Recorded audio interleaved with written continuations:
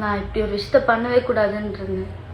நீ என்ன வேணாலும் பேசிட்டு போ, உனக்கா வந்து தெரியும் நம்ம பண்ணிட்டே இருக்கோம், தப்பு பண்ணிட்டே இருக்கோம்னு சொல்லி என்னைக்காச்சும் ஸ்டாப் பண்ணுவேன், நிப்பாட்டுவேன், திருந்துவேன் அப்படின்னு நினச்சிட்டு இருந்தேன். ஏன்னா திருந்தவே மாட்டேன். அதனால தான் இன்னைக்கு நானே ஓகே, நீ என்னடா சொல்கிறது, நானே சொல்கிறேன்னு சொல்கிறேன். என்ன வேணாலும் பண்ணிக்கோ, சரியா? ஆனால் நான் உன்னால் ரொம்பவே மென்டலி அஃபெக்ட் ஆகிருக்கேன். நீ மென்டலாக கிட்ட இருக்கடா என்ன?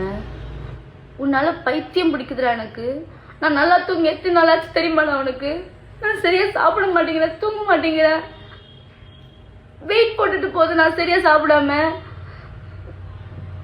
என்னால் ஃபுல் ஃபோக்கஸ்டாக ஒரு வேலையை பண்ண முடிய மாட்டேங்குதுடா. நீலாம் மனுஷனா இருந்தா உனக்கு தெரியும் ஆப்போசிட்ல இருக்கவங்க ஃபீலிங்ஸ் எப்படி இருக்கும், அவங்க ஃபீலிங்ஸை மதிக்கணும்னு உனக்கு தெரியும். நீலாம் மனுஷனே கிடையாதுடா.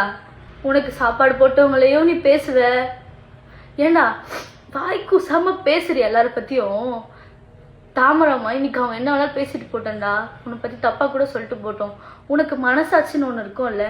அவங்க எத்தனை நாள் நமக்கு யாருமே இல்லாதப்போ அவங்க கூட நின்று இருக்காங்க, நமக்கு சாப்பாடு போட்டிருக்காங்க. அதெல்லாம் உனக்கு அவங்கள பத்தி பேசும்போது வாயில வரும்போது ஒரு வாட்டி கூட உனக்கு தோணாதாடா?